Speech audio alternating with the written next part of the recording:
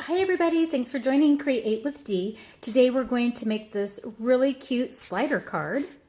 So when you pull on the pull tab, you reveal two sentiments that are hidden, and then your recipient can enjoy this beautiful card. Let's get started making this project. It's decorated with Papa Petals stamp set and the 4-petal punch, and right at the time of the video, this is a bundle, and if you buy the two together, you can save 10%.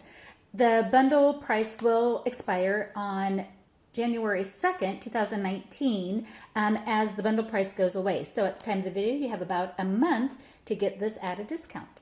To make the pull-out slider card, it really doesn't take that much materials for the base itself. What we're going to need for this project with this color combination is a piece of crumb cake cardstock cut at 4 1/4 by 5 1/2, a piece of thick Whisper White cardstock cut at the same 4 1/4 by 5 1/2, and the pull-out insert, and this is cut at 2 3/4 by 4 3/4.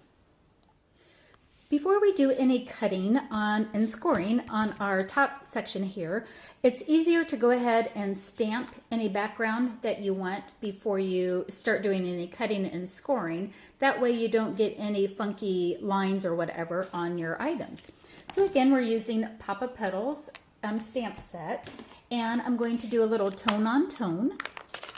And I've got one of the flower images. And I'll go ahead and get those stamped up. Doing approximately 6 images. Want to just do some random stamping. On some of it, we'll stamp off the edge. And then I'm going to take this kind of viney pattern here, this leaf, almost like a fern-like, and we'll use it as a filler in between our flowers. So we'll just kind of get it moved all around there. That looks, maybe one more. Always like to get something on the edges. Okay, so that's our background. We'll pull in our Stampin' Trimmer now, and now it's time to make the cuts and the score line. So with the 4 1/4 inch at the top, you want to go ahead and move this down to 3 1/2. And we want to use, on the Stampin' Trimmer, we want to use the cutting blade, and it's the darker of the two blades. So again, we're lining it up at 3 1/2. And we're going to drop this down to 3/4, drop it and go all the way to 4 3/4. Pick up the sleeve or the arm here, and turn it around 180 degrees and repeat on the other side. 3/4 down to 4 3/4.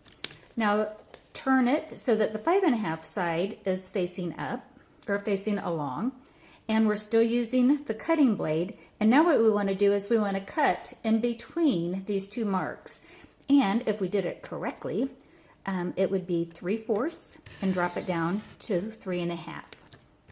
Now we'll pivot it 180 degrees again. I'm going to get the scoring blade out now. That's the lighter of the two.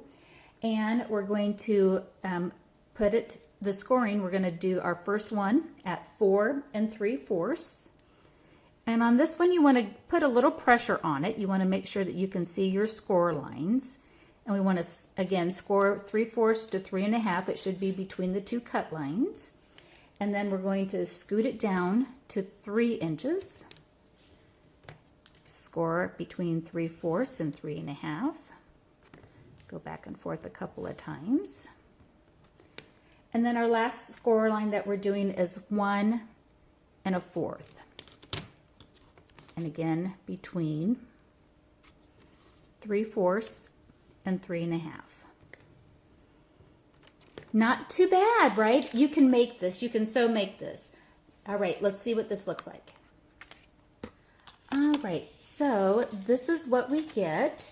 We have this, basically it's almost a frame that's cut out. We've cut out 3 of the sides and scored on the 4th. And so what we want to do is get nice crisp edges on those fold lines.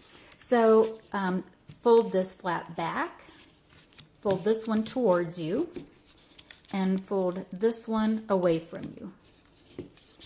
so that when it stands up, you get a kind of a mountain valley fold here. And see, this is why we wanted to stamp ahead of time. Now we're ready to put this onto our Whisper White base. And so what we're going to do is we're going to turn it over, and we're going to have the score line facing to the top. And what we want to do is we want to add tear and tape. Now I've done this several times, and what I found works the best is take your insert and line it all the way up to the top, and it's going to mostly cover your the cut lines here. So we want to just kind of get that up in there. I'm going to have it face me a little bit. Get that centered. And we're going to take the tear and tape and kind of split the difference. So we want this to go all the way up to the top, to all the way to the bottom, and just right in the middle. And do the same thing on the other side. It kind of goes right in the middle to the end. And you can move that out of the road because it stops here at your cut line. And then just another tear and tape here. Okay, so we'll go ahead and remove the tear and tape.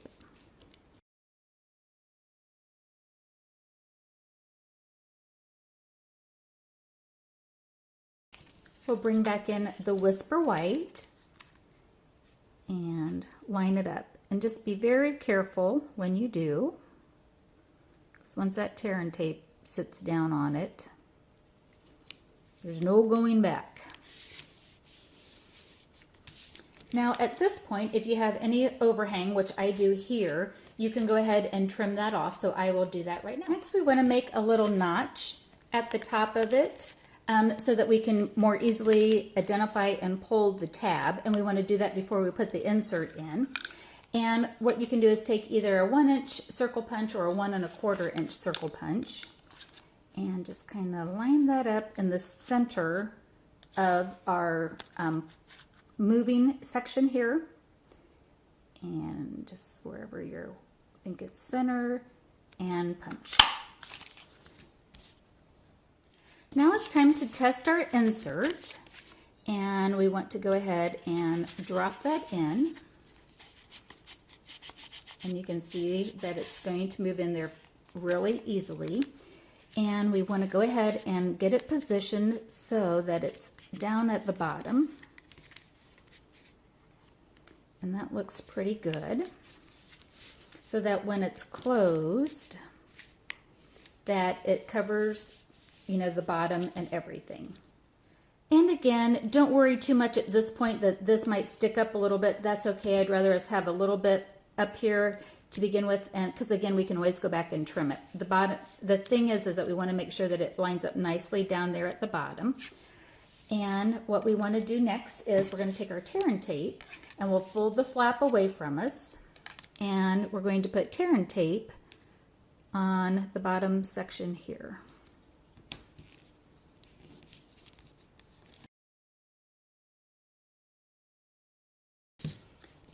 And making sure just one more time that's sitting in there nicely. I'm going to fold this flat, and then it will be flush with it. Oops, make sure I get a good connection. Now when we pull it up, we have our little slide mechanism. I love that. I love it, love it. Okay, so that's the slide mechanism part of it. The rest of it is all decorating. So if you'd like to stay with me on this video, I'll show you how I decorated our slider card. For the card that I made here, what I did is you're going to need 6 of the Calypso Coral cardstock, and I used Calypso Coral ink, so it's tone on that. Same thing with Pool Party, 3 of the flowers in tone on tone Pool Party. This is Granny Apple Green, tone on tone with the leaf punch, and we'll make those together here. And then the only exception is with the So Saffron. The So Saffron was super light, so I did switch it up with Daffodil Delight on top of So Saffron, just so that it made the petals a little more prominent on the yellow. Okay, so I'll go ahead and get my flower design, and I just need 2 of these.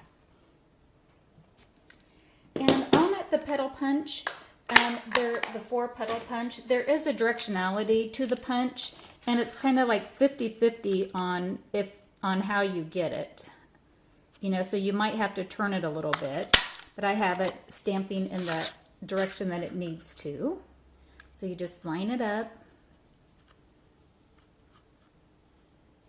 and punch. And I did the same thing on all of those other flowers. And then with the leaf punch, I punched out 6 of the leaf images, but I wanted to share with you this nice tip that I found with this punch, or with this stamp set and this leaf punch. I'm using this leaf image that's here in Papa Petals, and what I found is that if I stamp this leaf, which has no way, shape, or form any image that lines up with this punch, but what I found is if I put the point of the leaf towards the stem of the leaf punch, I get this really neat leaf image there. So just kind of cover the whole thing, and then look at that. It's so fun. It just makes a leaf image right on top of it. Then if you want, you can kind of stamp a little bit down there. Okay, so let me do that again. So just kind of cover the leaf that you want to, stamp, pick up some more ink, stamp, and pick up ink, and stamp, and then just stamp again. Let me give a little close-up of that. Isn't that great? I love how that gives it that look.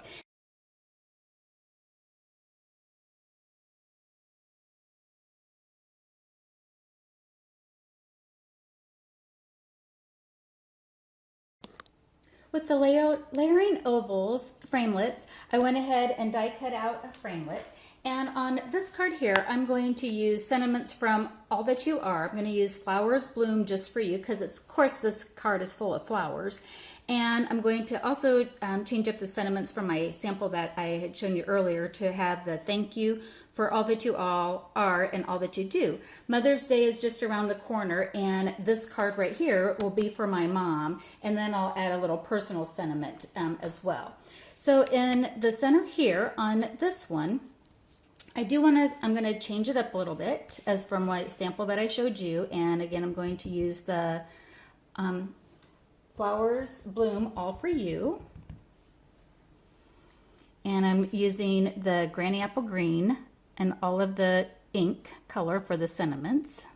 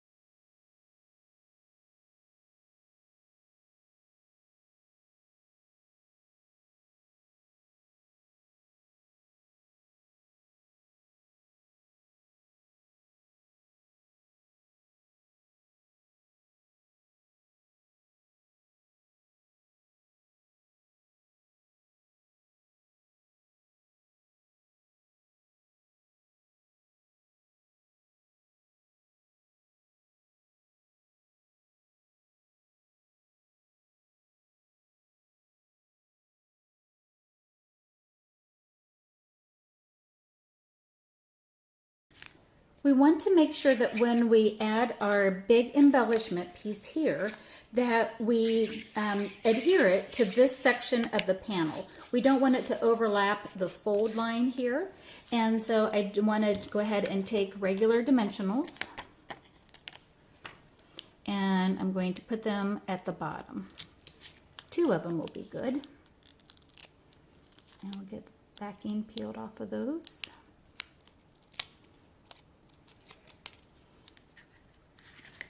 And again, just kind of making sure that it's right there in the center, but as you can see, there's no adhesive on the top of it.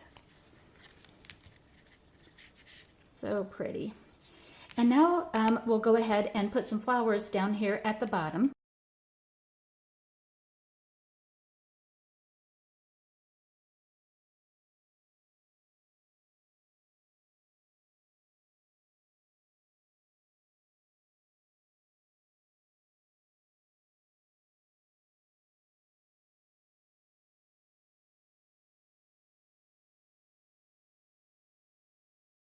this, you know, for the first time, you want to just make sure that you do have it tucked in there. Okay, now it's time to put on a little pull mechanism. Going to cut off a piece of crumb cake classic weave ribbon and fold it in half. And again, I'm going to pull this out just a little bit, but I want to keep it here so I know where the center is. Now, if I was going to stamp anything, I'd want to make sure that I know where I'm going to staple this so that you have plenty of room. I'm actually going to handwrite something there to my mom when I pull it out, and so I'll do that later on. I'm just taking a stapler and getting it in there and staple. That was at a weird angle. I'll take that out and do it again, but that's how you can do it. You can also, you know, glue that down if you'd like. But now look how cute this is, and it slides so easily. Well, I hope you enjoyed this video. And again, this is what it would look like if you, you know, wanted to stamp a sentiment on it. But it's just such a pretty card, and the flowers just make it. And I think that between the pop of petals and then whatever other sentiment that you might want to do with it, it's just such a cute card. Well, thanks for watching, everybody, and happy crafting. Bye-bye.